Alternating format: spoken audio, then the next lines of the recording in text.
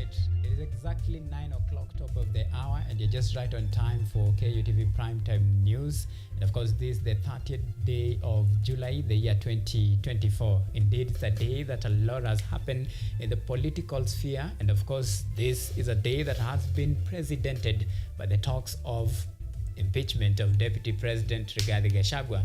This comes at the backdrop of the continuous demonstration that was witnessed across the country, and there is a looming crisis in the mountain in regard to this, and of course the whole political conundrum and the spectrum at which this particular motion will take place and of course shape in the next days is something that we can only imagine. And of course, beside that, remember President William Ruto, through the head of public service, that is Felix Kosgei, has actually put the pieces together. I'm talking about the last batch of the 22 cabinet members, the proposed cabinet members in his reconstituted cabinet secretaries, including the Attorney General, the last batch of it. And of course, today, the president forwarded two names, to be precise, the position of Attorney General and of course the cabinet secretary for East Africa Foreign Affairs. And of course, that is something that we'll be taking a look at some of their bios in just a bit.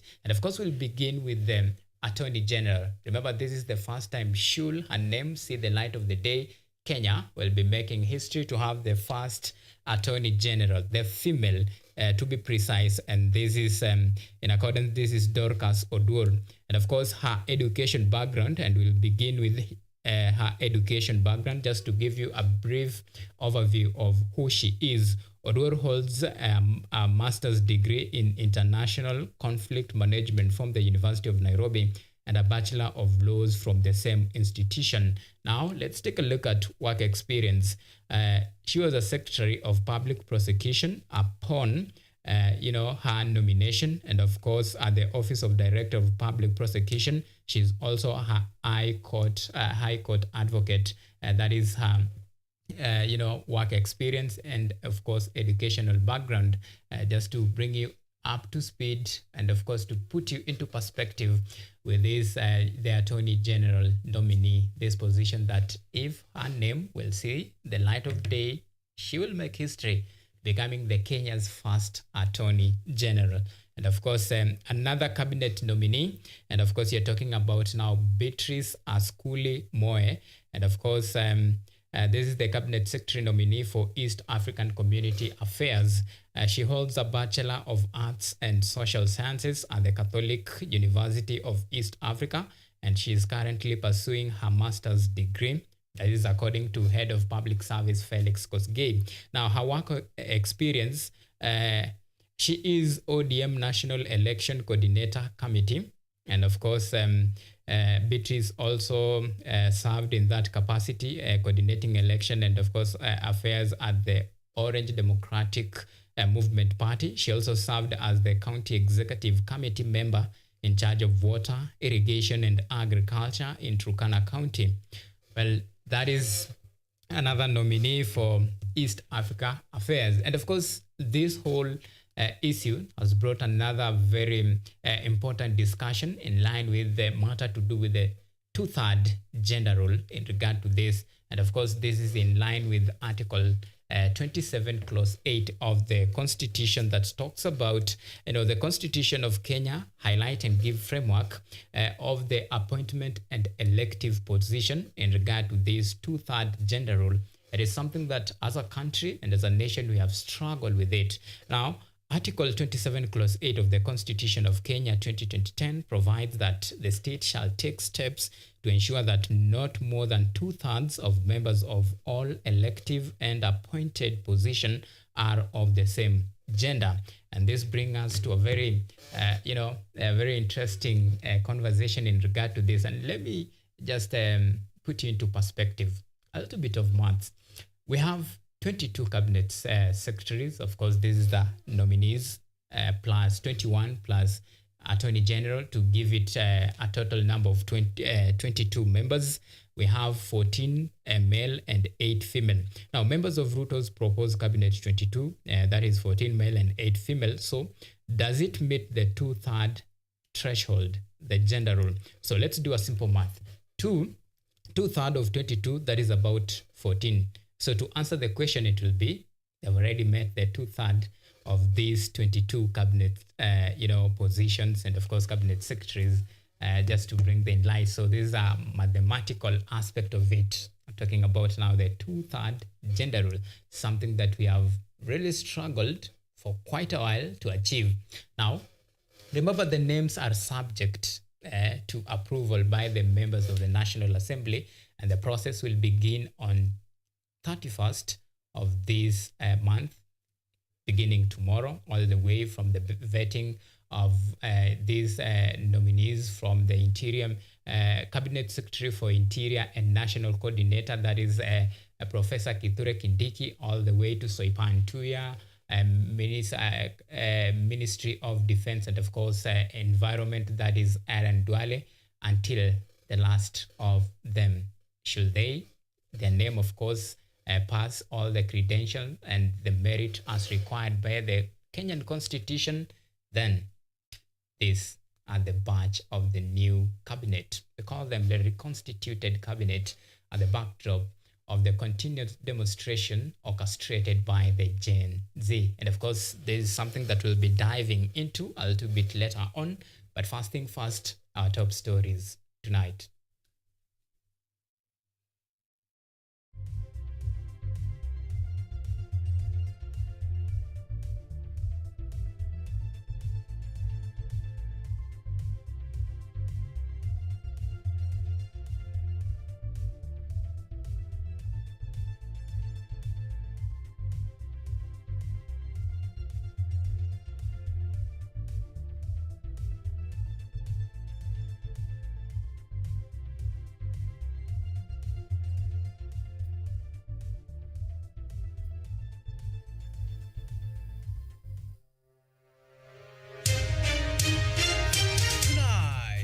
The last batch, Ruto nominates Dorcas Odur and Beatrice Askul for the position of Attorney General and Ministry of East African Community Affairs, respectively.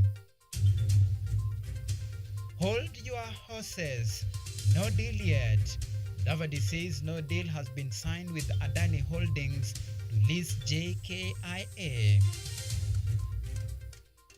Also tonight, the march to the land of opportunity. More than 60 teachers set to fly to US in search of greener pasture. Plus, starting afresh, task force reviewing laws governing churches recommends religious institutions to undergo fresh registration.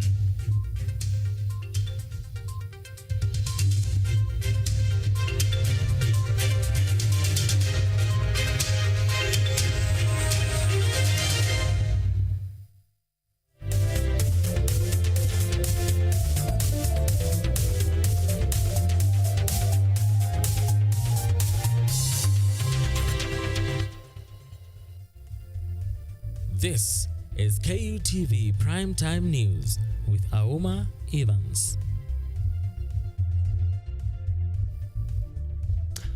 Once again, many thanks for choosing us to update you on the latest development across the country and beyond our borders. Our sign language interpreter tonight is John Opio. Remember, you can follow this broadcast on all of our social media platforms. You're live on YouTube at KUTV News Live. You can tweet us on X at KUTV_Kenya at Auma Evans. Remember to use the hashtag State of the Nation. So tonight we begin the State of the Nation with the latest development. Prime and Foreign Affairs Cabinet Secretary Musalia Mudavadi has cleared the air on the details of the leasing of Jomo Kenyatta International Airport to Indian firm Adani Holdings. The reputation of the firm has come under sharp criticism, with a section of Kenyans questioning the transparency and standards in the government processing of the Adani proposal. Uneneweru with the details. Following the criticism over the Adani Group Holdings proposal to carry out infrastructural modernization of the Jomo Kenyatta International Airport, the Prime Cabinet Secretary Musalia Mudavadi has today once again assured that the government is still considering the proposal from Adani, but is yet to approve any company to carry out JKIA modernization. In a statement released to media houses earlier this morning, Mudavadi explained that the government preferred to go to the public-private partnership way, as Kenya may not afford the 260 billion shillings needed for the modernization project. Adani's dealings with the government over the JKIA saga have been met with vigorous reactions from Kenyans and local activism groups, which have flattered the terms of the JKIA deal, the transparency of the deal, as well as implications on Kenyans. According to a report by the Organized Crime and Corruption Reporting Agency, the Adani deal falls short of standard tendering practices, riding on the fact that Adani's proposal was approved to go to the project development phase without standard review procedures and public participation. ALG, the company tasked with conducting feasibility on the JKIA project, recommended a competitive bidding procedure, one that Adani opposed in its proposal, arguing that PIP offers financial advantages over competitive bidding. The company under scrutiny, Adani Airport Holdings, has also been on the spot for shady dealings bearing a trail of financial crimes over the years. In 2023, Hindenburg Research, an American crimes watch agency, found Adani Holdings liable of fraud and insider trading, accusing the Indian conglomerate of stock manipulation and accounting fraud. According to the statement released by Mudavadi, Adani's works on JKIA included the construction of a new passenger terminal, modernization of other terminals, and refurbishment of taxiways, and later on, the PPP agreement kicks in, allowing Adani to run the airport over a period of 30 years, after which it will then transfer the airport's management to Kenya Airports Authority KAA. This, of course, is pending approval of the deal. Doris Chalo, KUTV.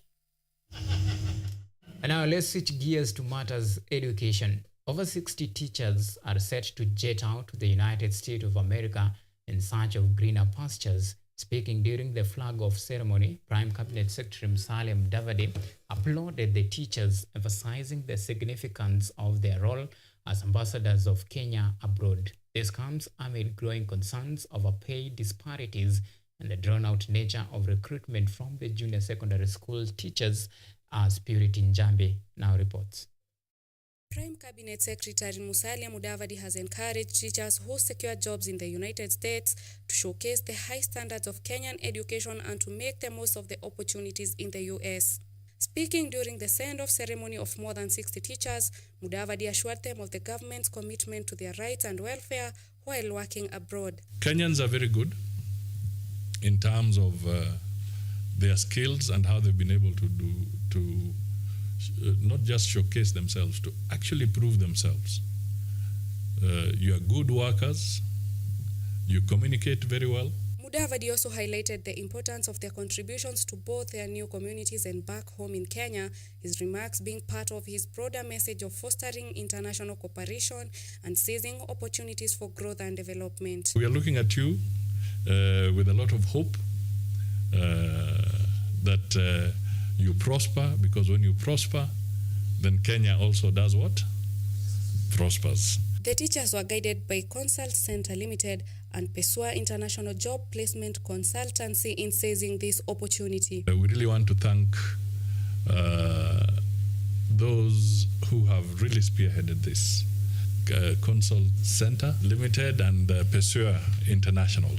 This comes amidst complaints from the junior secondary schools claiming that student-teachers ratio is unproportionate, with most teachers being forced to teach subjects they didn't study for. The teachers who took it to the streets also complain of little payment of 17,000 shillings despite all the work they do in the classes. Nevertheless, the government promised to employ more JSS teachers and address their employment terms complaints. Mwita Njambi, KUTV.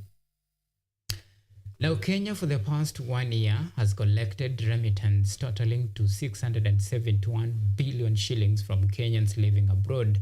This is according to Prime Cabinet Secretary Musalia Mudavadi, who also reiterated the government's effort in responding to Kenyans in distress abroad. Mudavadi was speaking during the opening of the colloquium on the review of the foreign Kenyan policy of 2024.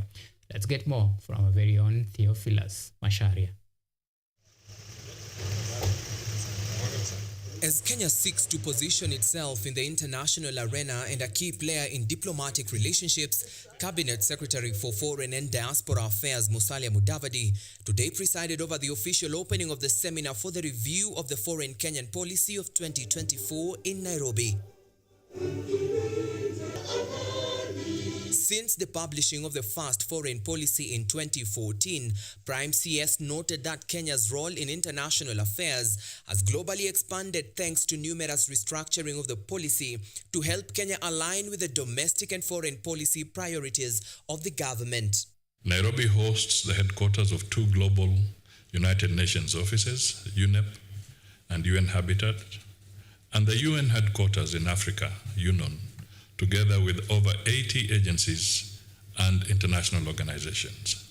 Following the recent calls for accountability by youths, Mudavadi underscored the importance of public participation in the review of the policy. With your expertise and dedication, we can develop a policy that advances Kenya's national interests globally. Let us make this process a testament to what we can achieve when we unite for a common purpose, the good and greatness of our homeland. With the policy having key strategic pillars, this review process enables Kenya identify areas for bottom-up transformative change from our international engagements to facilitate adoption of its own thinking, planning, and evidence-based decision-making in foreign policy. Generals, heads of direct. The now open 2024 colloquium that seeks to develop an all-inclusive policy serves as a key opportunity for Kenya to reflect on its past achievements, critically assess its current approaches, and envision a future where the country collectively continues to thrive and lead on the global stage. Theo Masharia. To the first in command. Now, high-stake political drama have taken center stage in Kenya's political landscape as President William Ruto's embark on a journey to pull out all the stops to secure his political aspirations. Our political affairs reporter James Baraka unpacked the latest moves in this strategic chess game, including unexpected cabinet dissolution and a bold gesture towards political inclusivity. In the wake of unprecedented pressure fueled by the Gen Z demonstrations across the country, President William Ruto is now seemingly charting a new course towards re-election in 2027 as the nation watches his navigation through a turbulent sea of discontent and opposition with bated breath. Munakubali tuwe na baraza la mawaziri yenye sura ya Wakenya wote. While facing the daunting prospect of becoming the first Kenyan one-term president in decades, a fate warned off by the Gen Z protesters, President Ruto has recently embarked on unexpected inclusion by making a surprising twist on his cabinet, marking a significant departure from the norm, which is now alleged as a tactical effort to broaden his support base and potentially smoothing over partisan conflicts. Mimi nimetengeneza hivi majuzi serikali ya kuunganisha Wakenya wote. The core of the Gen Z movement, however, remains on the periphery of this political reconfiguration, with President Ruto's potentially sidelining the very voices that ignited this wave of change, leaving political analysts divided, with some viewing Ruto's approach as a pragmatic response to the current climate, while others picturing it as a tactical maneuver to securing political capital for the upcoming elections. Nawaomba tuungane, nawaomba tushirikiane, nawaomba tufanye kazi pamoja, kwa sababu taifa la Kenya na umoja wa taifa la Kenya ni muhimu. Upande wetu wa UDA, upande wa ODM, na waomba sasa tuwache ubabe chini, tuungane. With the 2027 elections on the horizon, President Ruto's gamble to reshape his government reflects a broader strategy to rebuild trust and consolidate power, and whether this approach will resonate with voters and secure his re-elections remain to be seen. James Baraka, KUTV News. And now, Presidential Task Force on the review of the legal and regulatory framework governing religious organizations report, chaired by the Reverend Mutava Musimi, has recommended fresh registration of all religious institutions in the country. The task force also recommended the need to regulate religious activities and organizations across the country and increasing public awareness about religious extremism through civic education in religious institutions, community-based organizations, relevant government bodies, and the media. The abuse of religion, the use of religion to carry out very anti-religion things is what got our attention as a nation. And I'm very happy that you have been diligent as a task force. You've taken time, you've traveled different places, you have received memoranda from different groups and sections and sectors, and you have consolidated the thoughts, the ideas, the perspectives of many Kenyans into this report. All right, it is 22 minutes past the time to take a very short break here on the State of the Nation. But remember, you're working on our story of the day. That is where Nyeri Governor Mutahi Kahiga has vowed, or rather has dared, sponsors of the motion to impeach Deputy President Rigathi Gachagua to bring it on. Remember, this comes at the backdrop of the talks of undermining president. That is according to the President William Ruto's ally, who accused Deputy President Rigathi Gachagua of undermining President William Ruto. And of course, we are working on that story, and we'll bring you up to date and up to speed with the latest. But first thing first, let's take a very short break here on State of the Nation. See you on the other side.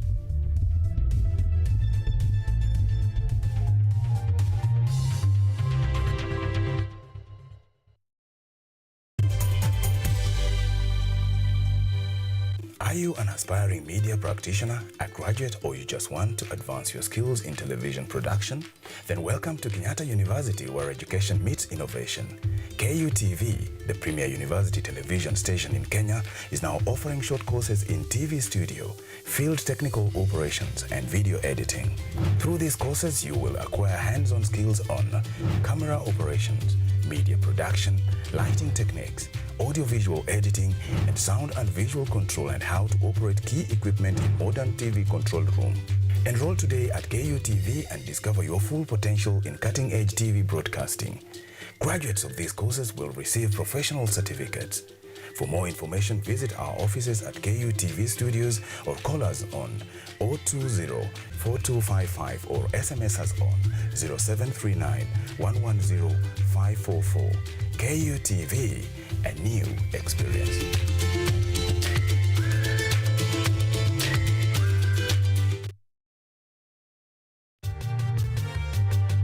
Hakufanikiwa kuendelea na masomo yake baada ya darasa la 8. Nimefika class 8, masomo yangu imefika hapo, sijaenda form 1, sijaenda mahali pengine. Akawa kama mtumwa ndani ya ndoa yake. Mzee ako Nairobi, niko hapo kwa nyumba. Pesa zilikuwa zinatumiwa mama, sikuwa napata pesa hata kidogo. Anatumia mama yake, mama mzee ndio anipe. Licha ya hayo yote, yeye sasa ni kiongozi wa wanawake kijijini kwao.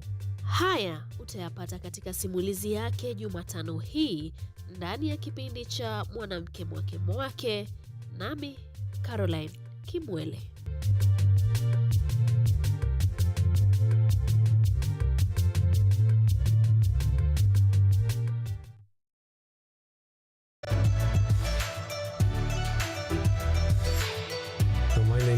Kutv, I'm Associate Professor in the Institute of Philosophy of Jagiellonian University in Krakow, Poland, and I'm the main coordinator of the Cafe project, which is being here hosted by Kenyatta University.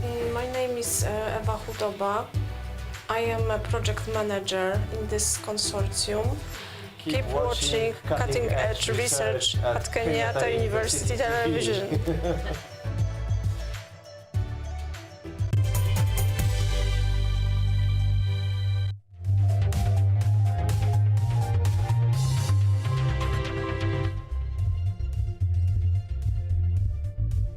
are watching KUTV Primetime News with Auma Evans. Welcome back, and you're glad you chose to stay with us. So let's continue to informing you. Now, education is among the key sectors in the country set to receive the lion's share of funds once the supplementary appropriation bill is signed to law. This is according to the Budget and Appropriation Committee Chairperson Dindi Nyoro, who highlighted cuts made on the budget to ensure economic sustainability. Listen in. Dindi Nyoro, the chairperson for Budget and Appropriations Committee, on Tuesday during the first reading of the appropriations bill for the fiscal year 2024-2025, with over 1.8 trillion budget to be allocated should the budget be passed. The education sector still bags the win with the highest allocation, even as the school feeding program is set to receive 3 billion and retainment of the accommodation of the 46 intern teachers. Social Health Insurance Fund, on the other hand, is said to receive 8 to 10 billion to aid in universal coverage, not forgetting over 700 billion that remains intact for the Equalization Fund. One of them, Honorable Speaker, the monies that had been allocated for the confirmation of the JSS interns, 18.7 billion Kenya shillings. Honorable Speaker, we did not approve any cut. The money is going appropriate. In a bid to ensure proper allocation of the funds, the committee sourced out the money by slashing out 3.7 billion from Parliament, 121 billion from national government, and over 20 billion from counties. Cuts have been horizontal and vertical. We have cut in all levels of government, whereas the national government is losing 121 billion. Even our counties, Honorable Speaker, are losing 20 billion, Honorable Speaker, in equitable share. And therefore, Honorable Speaker, these are tough times, and I want to congratulate all leaders. Vice Chair of the Budget and Appropriation Committee, Mary Emasi, while seconding the motion, stressed on the need to review the budget in order to curb unemployment in the country. So we needed to look for more money, so that in the second supplementary, we are able to employ more teachers, because right now what we have managed is to set aside 8.7 billion for just confirmation of interns. Members of the parliament, however, expressed their dissatisfaction with the burden on the budget alleged with emanating from budgeted corruption and recurrent expenditure with minimum accountability.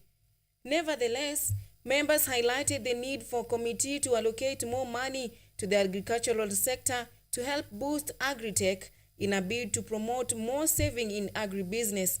A similar increment was suggested to be directed towards the youth affairs and MSMS for more job creation. Ochieng Cynthia for KUTV News. All right, now from money and finance issues to matter related with health. Now, the African Institute for Development Policy has organized training in Machakos for health ministries staff focusing on evidence and gender inclusion in policy making. The two-year project seeks to assist African nations in reaching the Sustainable Development Goals by training government officials to use evidence in their decision-making process and to consider all population groups. Maternal and reproductive health have been a prevalent issue in Kenya, whereby the Ministry of Health has not been prioritizing them for the longest time, leading to maternal deaths as well as pregnant adolescents encountering problems in accessing services despite the ministry's efforts in dealing with the menaces. Dr. Violet Murunga, a research and policy analyst at the African Institute for Development Policy, AFIDEP, stated that their training aims to assist ministry officials in the technical division of reproductive and maternal health in generating evidence on crucial questions they may have and presenting this evidence to address these issues. So here we will be helping them synthesize evidence on key questions that they have. So whatever key question that they have, we hope that whatever evidence that comes up to answer those questions from the work they do here in this training, those are the positions they'll take. So Dr. Murunga goes on to assert that the Ministry of Health upholds the value of decision-making, even though it is grappling with challenges such as lack of resources and corruption, which stems from poor leadership, inadequate systems to enforce the law. As such, more investment is needed in data and research. There's an aspect of corruption there that needs to be addressed, and that's a difficult one. It means the country has to take hard positions on corruption. With a brighter future up ahead, this training is intended to go a long way with improving the way of life for many Kenyans and Africans at large. Ronnie Madhenge, KUTV. Now, angry residents in Kisii County chased away police officers in their effort to retrieve the body of a man found dead in his house. Now, the residents expressed their lack of trust in the police to provide security in the area. Brian Tobiko with more on this and many more in our subsequent county wrap. Residents in Kisii County have been enraged by the discovery of a man found dead in his house. The angry residents of Gesabakwa village chased away the police in their efforts to retrieve the body of the deceased. They claimed that security agencies had failed to ensure security in the area and expressed lack of confidence in the police, with some residents saying that they were ready to take measures of protecting themselves. Naambia mkubwa, kwa hii area yetu watu wameuliwa sana. Watu wameuliwa sana. Hata umesema chifu tuko naye hapa, chifu hatusaidii chochote hapa. Kazi ya chifu hatujui. Sasa vile hao wananchi leo wameona hakuna haja tuambie mkuje kufanya uchunguzi mpeleka mwili. Ni hili tumeongea, ni hili tungesika sobo tumalize. In Garissa County, police have launched a hunt on criminal gangs causing insecurity in the county and its environs. Speaking at the county's guest house, Northeastern Regional Commissioner John Otieno said that the gangs were comprised of young people aged between 15 and 20 years. He assured that police will not allow any form of peace disturbance in the region. We've had soaps and pesa soaps being robbed of their valuables and money. And from the look of things, those involved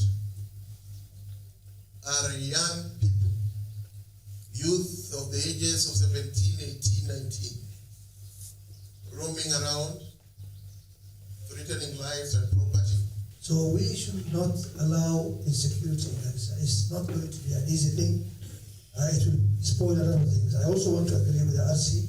Actually, we're looking forward to a 24-hour economy, not really now taking us back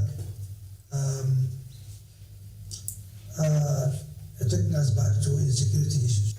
At the same time, police are investigating a case of a female businesswoman in Bungoma who they found in possession of marijuana in her house. They have arrested 2 suspects so far in connection with the case. Area Chief Christine Mabele said residents had called for help from the government to tackle this issue, stating it had been a major problem in the area. Leo tumekuwa kwa mkutano wa public parasa ambapo katika kijiji cha Kandoi wananchi wamelia sana, bangi imeumiza watoto wao, na hata tunaona kwamba bangi imemaliza watoto wetu. So wananchi kwa kauli moja, nikiwa na assistant chief wangu Steven Wanyama kwa Abubi, wananchi wakasema leo tuende pamoja. Alafu tumekuwa na inspector, yeye ndiye ametuongoza katika msako wa bangi na tumepata bangi ambayo mmeiona kwa picha. Brian Tobiko, KUTV. Now, tilting our lenses across the border and beyond the border to be precise. Now, protests have erupted across Venezuela after the electoral authority in the country officially declared the re-election of President Nicolas Maduro. World leaders and other observers have called for breakdown of election results as opposition say that the re-election was led by electoral manipulation. Venezuelans have taken it to the streets to protest against the newly declared President Nicolas Maduro after the National Electoral Council (CNE) on Monday formally confirmed that he had been re-elected by a majority of Venezuelans to another 6-year term as president for the period of 2025 to 2031. After a 6-hour delay in releasing the results, Venezuela's Electoral Council claimed Maduro had won with 51.2% of votes compared with 44.2% for his rival Edmundo Gonzalez. Edmundo, opposing the results, said that the election was spoiled by fraud. Similarly to the recent anti-government protests in Kenya, Venezuelans marched in huge numbers to oppose the outcome, leading to the deployment of heavily armed forces in large numbers and members of the National Guard who were seen firing tear gas to disperse demonstrators. However, allegedly some police officers removed their uniforms and joined the protesters, saying that they cannot fight against their own people. As protests are ongoing, the United States President Joe Biden's administration has accused Venezuela of electoral manipulation and repression and said that the announcement that the President Nicolas Maduro had won a third term in office had been stripped of, in quotes, any credibility. Dongo Pauline, KUTV. That story by Ndongo Pauline takes us to our second break. And of course, remember, plenty more to follow after the break.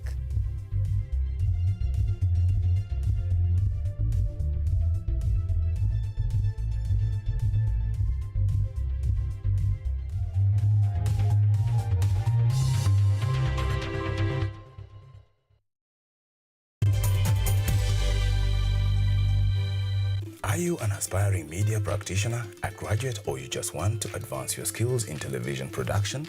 Then welcome to Kenyatta University, where education meets innovation. KUTV, the premier university television station in Kenya, is now offering short courses in TV studio, field technical operations, and video editing. Through these courses, you will acquire hands-on skills on camera operations, media production, lighting techniques, audiovisual editing, and sound and visual control, and how to operate key equipment in modern TV control room. Enroll today at KUTV and discover your full potential in cutting-edge TV broadcasting. Graduates of these courses will receive professional certificates.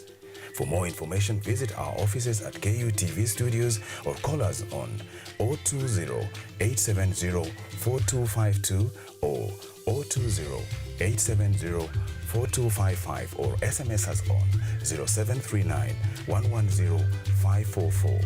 KUTV, a new experience.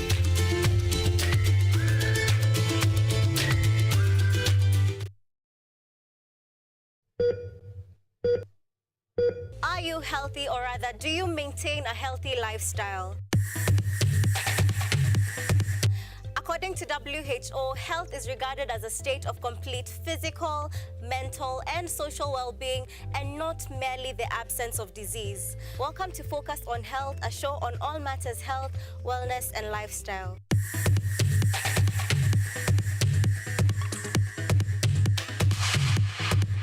On this show, we cover a wide variety of topics inclusive of, but not limited to, dental, optical, mental, reproductive health, and so much more.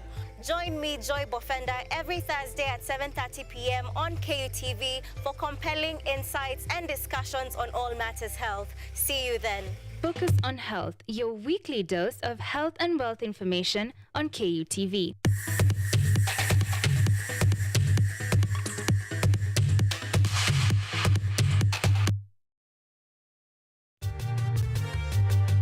Hakufanikiwa kuendelea na masomo yake baada ya darasa la 8. Nimefika class 8, masomo yangu imefika hapo, sijaenda form 1, sijaenda mahali pengine. Akawa kama mtumwa ndani ya ndoa yake. Msee ako Nairobi, niko hapo kwa nyumba.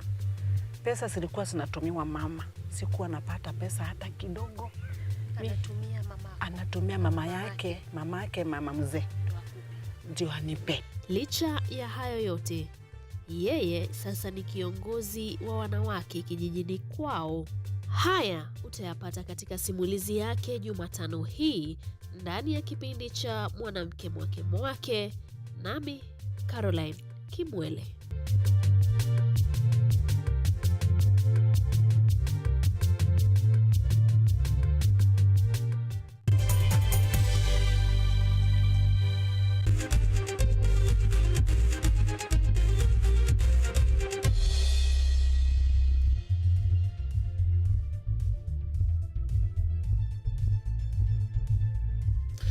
Alright, it's time to get sporty. Now, the management of Sports Kenya has been blasted once again over delays in the completion of various stadiums that were either under construction or renovation. The project in question include renovations of Moi International Sports Center Kasarani, and of course construction of Kamarani Stadium in Elgeyo Marakwet County, Kipchoge Keino Stadium Phase 1 in Eldoret, Karatu Stadium in Gatundu South, Wote Stadium in Makueni, Kurungu Stadium in Nyeri County, and Kirubia Stadium in Tharaka Nithi County. The Auditor General Nancy Gadungu has raised concerns that despite 4.3 billion being committed, various anomalies have been noted in the project, with none being completed in the scheduled timeline.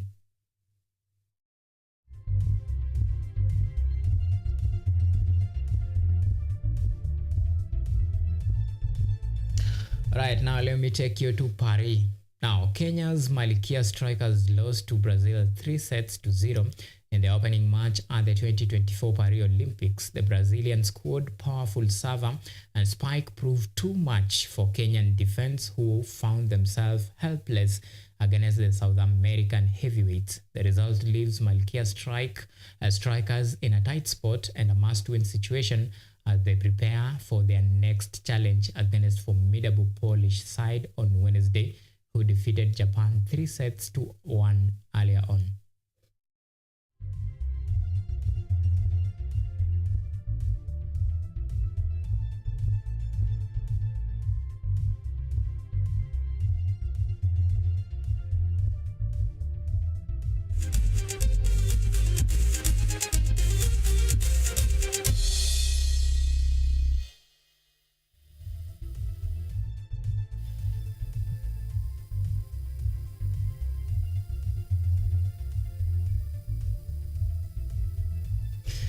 Alright, now that's the end of our bulletin tonight. Many thanks for the men and women behind the scene, and for all those who made this production a success. And for you, our esteemed viewers, thank you is not enough. May the good Lord oil your heart with abundance of blessings. And of course, until we see each other next time, it's a bye-bye from our side. Our sign language interpreter tonight has been John Opio. My good name is Auma Evans. Do have a lovely night, and God bless us all.